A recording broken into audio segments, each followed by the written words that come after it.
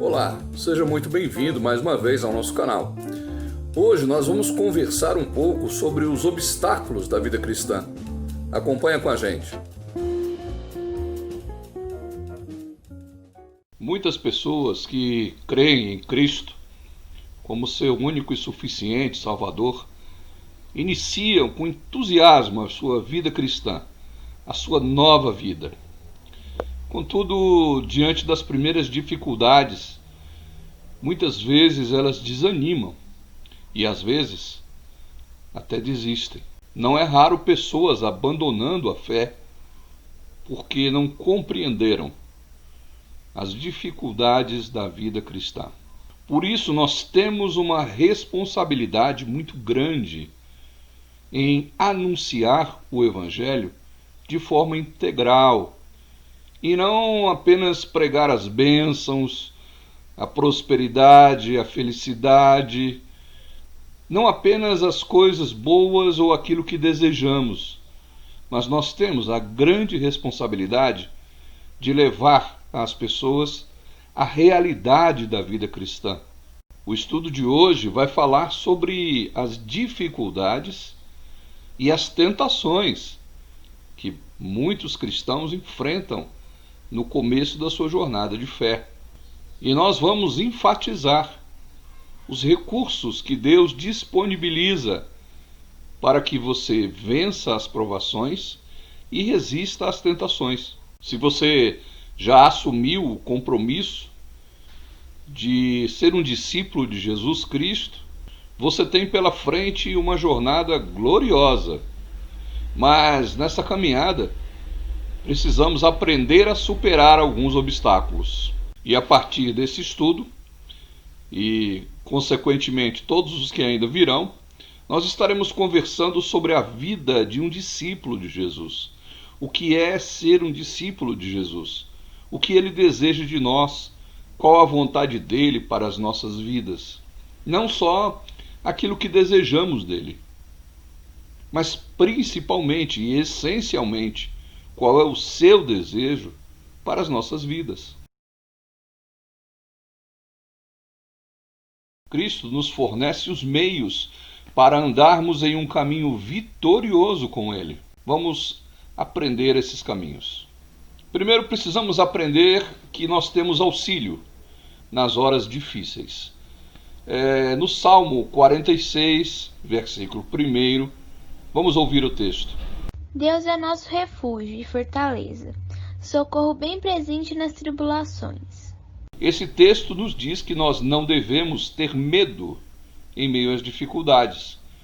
Não devemos temer a tribulação, porque Deus é o nosso refúgio. É o lugar aonde nós vamos nos refugiar, nos esconder. É a nossa fortaleza, é a construção intransponível que nos protege. E é socorro bem presente na hora da tribulação. Vamos ler também Isaías capítulo 41, versículo 10. Não temas, porque eu sou contigo. Não te assombres, porque eu sou o teu Deus. Eu te fortaleço e te ajudo, e te sustento com minha destra fiel. Esse texto fala que Deus nos fortalece, nos ajuda e nos sustenta. E note que ele começa dizendo: não temas, não tenha medo, não te assombres, eu sou contigo, eu sou o teu Deus. Essa grande promessa é uma realidade em nossas vidas. O fortalecimento, a ajuda e o sustento de Deus. No Evangelho de Mateus, capítulo 28, versículo 20, a parte final, a parte B do versículo, veja o que diz. E eis que estou convosco todos os dias, até a consumação do século. Nesse texto, é Jesus quem fala. É Jesus quem nos fala através da sua palavra, dizendo que está conosco todos os dias, até a consumação do século. Esse termo consumação do século, consumação dos séculos, aponta para o final de todas as coisas. Aponta para a segunda vinda gloriosa de Jesus. Aponta para o momento em que Deus reúne tudo em todos aponta para o momento em que Deus atrai tudo e todos para si, como diz o apóstolo Paulo, e assim estabelecerá fisicamente seu novo reino sobre nós. E é com os olhos nessa verdade, com os olhos nesta realidade espiritual, é que podemos entender o que Jesus falou no Evangelho de João, no capítulo 16 e no versículo 33. Essas coisas vos tenho dito, para que tenhais paz em mim. No mundo passais por aflições, mas tende bom ânimo, eu venci o mundo. Jesus nos avisa que nós passamos, sim, por aflições, por tribulações, mas nos motiva a termos bom ânimo. E o motivo é muito simples. Ele venceu o mundo. E se ele venceu o mundo e está conosco até a consumação dos séculos, não precisamos temer as tribulações, os problemas, mas atravessá-los de cabeça erguida, como filhos de Deus, como coerdeiros com Cristo, sabendo que Ele está conosco, nos guiando, nos dirigindo, nos sustentando com a sua destra fiel. O seguidor de Cristo, ao contrário do que é pregado nas televisões, na mídia, o seguidor de Cristo passa sim por aflições, por dificuldades, por tribulações, mas sabe que tem alguém que venceu todas as aflições e esse alguém é a pessoa com quem nós podemos contar, Jesus. Mas não só os momentos difíceis, as provações, as tribulações, é aquilo que nós temos que enfrentar. Nós temos que enfrentar também as tentações. Aquilo que vem diante de nós para nos tirar da presença de Deus, da comunhão com Deus, do convívio espiritual com o nosso Senhor. Aquilo que vem para abalar a nossa vida de leitura da palavra, de oração, de conversa com Deus. Vamos ler então a carta aos Hebreus, capítulo 4, versículos 14, 15 e 16. Tendo, pois, a Jesus, o Filho de Deus, como grande sumo sacerdote que penetrou os céus, conservemos firmes a nossa confissão. Porque não temos sumo sacerdote que não possa compadecer-se das nossas fraquezas. Antes, foi ele tentado em todas as coisas, a nossa semelhança, mas sem pecado. Acheguemo-nos, portanto, confiadamente, junto ao trono da graça, a fim de recebermos misericórdia e acharmos graça para socorro em ocasião oportuna. Perceba que esse texto diz, no versículo 15, que Cristo é o nosso sacerdote, é aquele que intercede e o único que faz isso, que intercede por nós junto ao Pai. E ele faz isso porque ele compreende as nossas fraquezas. É porque ele veio ao mundo em forma humana, que ele sabe o que é ter cansaço, fome, sede, sabe o que é ser tentado, sabe o que nós sentimos. Por isso ele é apto e suficiente para interceder por nós junto ao Pai. Isto acontece porque Jesus também foi tentado. E se você ler o comecinho do Evangelho de Lucas e o comecinho do Evangelho de Mateus, você vai ver que Jesus foi tentado pelo próprio diabo, por Satanás em pessoa, num momento difícil, num momento de 40 dias de jejum, de oração, de fome, de caminhada, de cansaço, e resistiu. Por isso ele compreende quando somos tentados. Por isso ele compreende as nossas fraquezas. Então, quando nos sentirmos fracos, precisamos fazer o que nos ensina o versículo 16. Nos achegar ao trono da graça, confiadamente, confiantes, para buscar socorro, para buscar o socorro de Deus em ocasião oportuna, não com medo, não com vergonha, não com culpa, mas com confiança, sabendo que Jesus nos compreende, sabendo que Jesus sabe aquilo que sentimos. Por isso que o versículo diz: acheguemo-nos confiadamente junto ao trono da graça, o trono do favor imerecido, o trono daquele que derrama graça sobre nós, para recebermos misericórdia e acharmos graça para socorro em ocasião oportuna. Mas é preciso que nós compreendamos que elementos nos tentam. O que é aquilo que me tenta?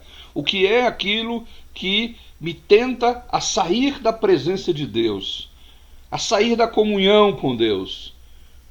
Que elementos são esses que incidem sobre a minha vida e me fazem me afastar de Deus?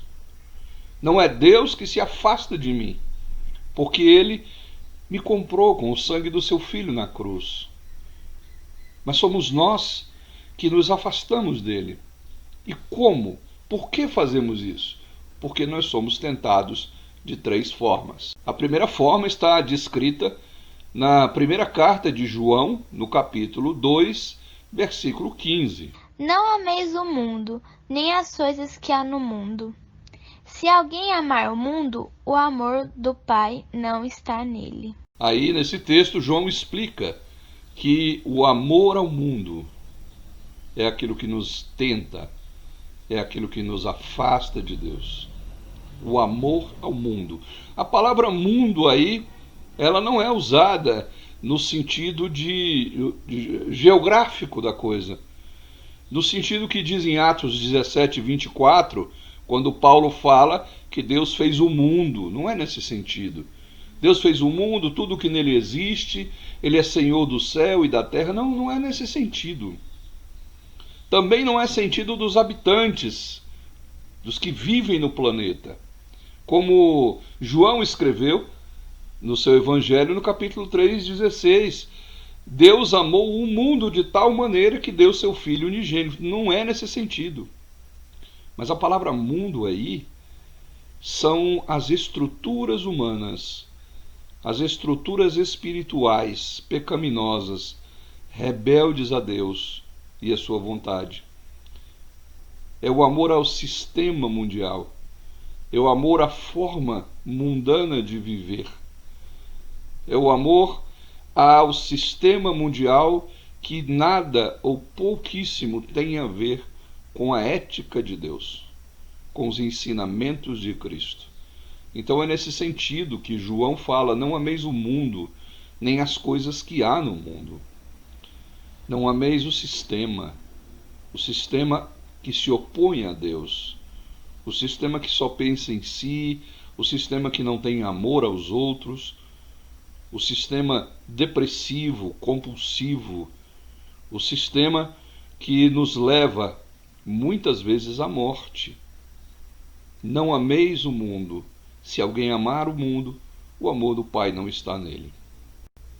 Mas há também um outro texto escrito por Paulo, quando ele escreve sua carta aos Gálatas, no capítulo 5 e versículo 17, que fala também de uma outra coisa que nos tenta.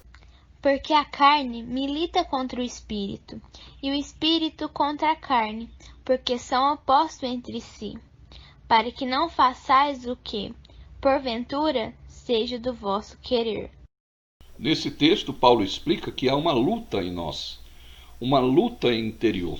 Nesse texto, Paulo nos diz que a carne luta contra o espírito e o espírito contra a carne. Perceba que a palavra carne aí não está falando do corpo físico dos animais. A carne não está falando da humanidade em geral. Há um texto em Jó, capítulo 34, versículos 14 e 15, onde está escrito: se Deus pensasse apenas em si mesmo e para si recolhesse o seu espírito e o seu sopro, toda a carne expiraria. Não, não é nesse sentido.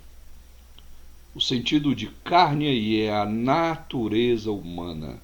São os nossos impulsos de alma, são os nossos instintos, a nossa natureza.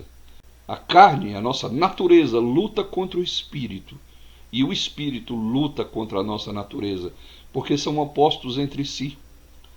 E isso acontece para que a gente não faça aquilo que queremos, mas aquilo que não queremos.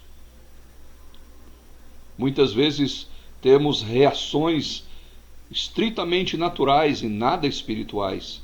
Explosões de raiva, palavrões, violência, briga, egoísmo, fofoca, julgamento dos outros.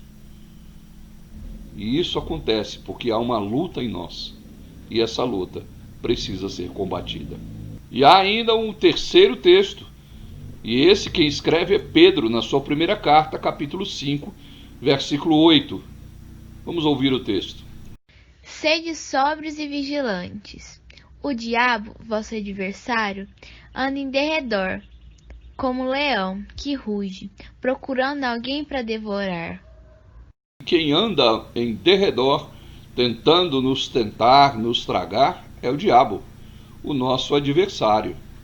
E assim nós compreendemos as três coisas que nos tentam: a nossa atração ao mundo, o nosso amor ao mundo, a nossa natureza guerreando contra o nosso espírito e o diabo e seus anjos.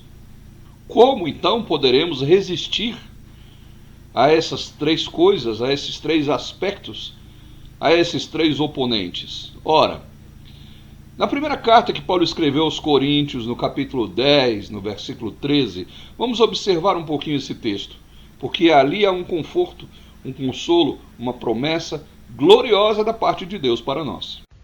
Não vos sobreveio tentação que não fosse humana, mas Deus é fiel e não permitirá que sejais tentados além das vossas forças. Pelo contrário, juntamente com a tentação vos proverá livramento de sorte, que possais suportar. Esse texto traz duas certezas. A primeira delas é que não nos sobrevirá a tentação que não seja humana. Não vem nada para cima da gente que seja sobrenatural, a ponto de que não venhamos resistir. Isso acontece muito nos filmes de Hollywood. Mas na vida real, na vida dos guardados por Deus, na vida dos salvos por Cristo, na vida dos seus filhos, do seu povo, não funciona assim. Na nossa vida não nos sobrevém tentação que não seja humana. E a segunda promessa é que Deus não vai permitir que nós sejamos tentados além das nossas forças. E assim, junto com a tentação, Ele vai providenciar o livramento. Junto com a tentação, Ele envia o livramento para que nós possamos suportar. Veja que promessas e que texto maravilhoso. Não vos sobreveio tentação que não fosse humana, por causa da fidelidade de Deus. Não é a fidelidade de Deus para conosco, mas a fidelidade de Deus para com Ele mesmo. E isso é a garantia de que Ele não permitirá que nós sejamos tentados além das nossas forças. E junto com a tentação, Ele vai providenciar o livramento. Mas, como eu trouxe até você três problemas, eu quero trazer também três soluções, três versículos que nos ajudarão bastante quando formos provados ou tentados, quando atravessarmos provações ou quando atravessarmos tentações. O primeiro deles está em Tiago, capítulo 4, versículo 7. Sujeitai-vos, portanto, a Deus, mas resisti ao diabo, e ele fugirá de vós. Esse texto nos ensina a nos sujeitarmos a Deus e resistir ao diabo. E eu falo isso não somente nos momentos de tentação, mas nos momentos de prova, de dificuldade. Porque quando enfrentamos dificuldades, também somos tentados a abandonar o nosso caminho de fé. Então, o conselho que Tiago nos dá é sujeição e resistência. Sujeição a Deus e resistência ao diabo, porque assim ele fugirá de nós. O segundo texto está no Evangelho de Mateus, capítulo 26, versículo 41. Vigiai e orai, para que não entreis em tentação. O espírito, na verdade, está pronto, mas a carne é fraca. Precisamos vigiar, estar atentos àquilo que quer nos tirar da presença de Deus, para que possamos identificar o problema antes que ele aconteça. E isso funciona perfeitamente na vida dos cristãos: vigiar e orar. E Jesus fala isso porque ele diz que o espírito na verdade está pronto, a carne é fraca. Jesus está falando a mesma coisa que Paulo. A luta do espírito contra a carne às vezes nos faz praticar aquilo que não é do nosso querer, por causa da fraqueza da nossa carne. Então vamos orar e vigiar. O terceiro conselho está no livro dos Salmos, no Salmo 119, no versículo 11. Vamos ouvir o texto. Guarda no coração as tuas palavras, para não pecar contra ti. É se alimentando da palavra de Deus que nos fortalecemos, e fortes pela palavra de Deus habitando em nós, nós podemos resistir às tentações. Guarda no coração as tuas palavras. Não é na mente somente. Não é decorar somente. Não é andar com a Bíblia somente. Não é deixar a Bíblia aberta. Eu tenho entrado em lares e pego transportes coletivos, transportes de aplicativos, aonde uma Bíblia é colocada aberta, como se fosse um amuleto, um talismã. E eu tenho tentado dizer com muito cuidado, porque as pessoas realmente acreditam nisso, que ali não é o lugar daquela Bíblia. O lugar daquela Bíblia é aqui, no coração. E quando eu falo coração, é no mais profundo do meu espírito. Por isso o salmista diz: eu guardo no coração as tuas palavras, porque no coração é sinal que eu estou tentando vivê-la. Então, meus amigos, meus irmãos, sujeitar a Deus, resistir ao diabo, vigiar, orar e aprender e guardar a palavra de Deus. Viver a palavra que nos é ensinada. Isso vai fazer com que nós venhamos atravessar tentações e provações. Mas eu poderia dizer a você agora: é hora de falar de coisa boa. Sim, há um lado bom em tudo isso. Que lado bom pode haver nas provações e tentações? Sim, o lado bom é que nós podemos tirar proveito das dificuldades. Vamos ler Tiago, capítulo 1, versículos 2, 3 e 4. Meus irmãos, tende por motivo de toda alegria o passardes por várias provações, sabendo que a provação da vossa fé, uma vez confirmada, produz perseverança. Ora, a perseverança deve ter a ação completa, para que sejais perfeitos e íntegros, e nada deficientes. Tiago nos ensina a ter a tentação por motivo de alegria, para nos alegrarmos, porque essa tentação, essa provação produz em nós perseverança. Ou seja, as provações nos fazem mais fortes. Sempre que atravessamos uma provação sem cair, vigilantes, em oração, sujeitos a Deus, resistindo ao diabo, nós nos tornamos mais fortes. Essa perseverança, segundo Tiago, ela nos coloca rumo à perfeição. Ela nos aponta para um caminho de perfeição. Outra coisa que eu posso tirar proveito é daquilo que Tiago escreveu na sua primeira carta, no versículo 12, que diz que bem-aventurado, feliz é o homem que suporta com perseverança, porque depois de ter sido aprovado, receberá a coroa da vida, ao qual o Senhor prometeu aos que o amam. Note que essa promessa é repetida pelo próprio Cristo em Apocalipse, capítulo 2, versículo 10, a parte final, aonde Jesus fala: ser fiel até a morte, e eu te darei a coroa da vida. Vamos ler e guardar no coração. Bem-aventurado o homem que suporta com perseverança a provação, porque, depois de ter sido aprovado, receberá a coroa da vida, a qual o Senhor prometeu aos que amam. Por fim, para nós tirarmos um melhor proveito ainda das provações, vamos ler Deuteronômio, capítulo 8, versículos 2 e 3. Recordar-te-ás de todo o caminho pelo qual o Senhor, teu Deus, te guiou no deserto, estes 40 anos, para te humilhar, para te aprovar, para saber o que estava no teu coração, se guardarias ou não os seus mandamentos. Ele te humilhou e te deixou ter fome, e te sustentou com maná, que tu não conhecias, nem teus pais o conheciam, para te dar a entender que não só de pão viverá o homem, mas de tudo que procede da boca do Senhor viverá o homem.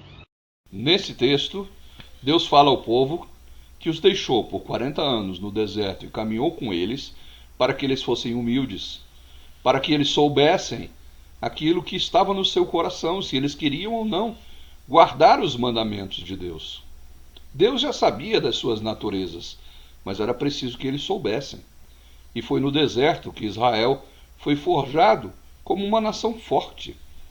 E Deus disse que permitiu isso para dar a entender àquele povo que não é só de pão que eles iriam viver, mas eles também iriam viver de tudo o que procedesse da boca do Senhor. Amados, aquilo que procede da boca do Senhor está na Bíblia. A Bíblia é a palavra de Deus e ela é o nosso alimento espiritual. Então não é só de pão que vivemos, não é só de alimento sólido que nós vivemos, não é só de alimento líquido que nós vivemos, mas vivemos de alimento espiritual também. Porque as palavras que saem da boca do Senhor nos ajudam a continuar, a perseverar e nos apontam para a perfeição. Assim, eu preciso trilhar esse caminho, tomar cuidado com a pressão dos amigos, daqueles amigos que não são seguidores de Jesus e que vão também achar estranho as mudanças que estão acontecendo na sua vida e vão pressionar para que você volte a ser quem era antes. É preciso ter cuidado com falsos amigos. É preciso também lutar para deixar para trás os hábitos errados, os hábitos ruins do passado. Esses hábitos precisam ficar no lugar deles, no passado, porque agora somos novas criaturas em Cristo Jesus. Não se esqueça nunca de que junto com a tentação, Deus providencia o livramento. Portanto, seja forte. Não se decepcione com os erros dos outros discípulos de Jesus. Não se esqueça que eles também estão aprendendo, eles também estão trilhando um caminho de fé e eles também são pecadores. Portanto, fixe seu objetivo em Cristo e siga em frente. Faça como Paulo quando diz: deixando as coisas que para trás ficam e avançando para as que diante de mim estão, prossigo para o alvo, para o prêmio da minha soberana vocação, do meu chamado. Eu preciso olhar para o meu chamado e seguir olhando para ele, para aquilo que eu posso fazer com esse chamado de Deus no futuro, não no passado. E por fim, leia a Bíblia. A igreja pós-moderna está abandonando a leitura e o ensinamento da Bíblia para colocar no vídeo, ali na parede, nas televisões, nas projeções, apenas trechos motivacionais daquilo que lhes interessa e daquilo que nos interessa. Portanto, leia a Bíblia e aprenda a Bíblia. Vá a uma igreja que ensina a Bíblia. Tenha paciência em aprender, porque você vai poder utilizar essa palavra de Deus que habita no seu coração nos momentos difíceis. Que Deus te abençoe e até o nosso próximo vídeo.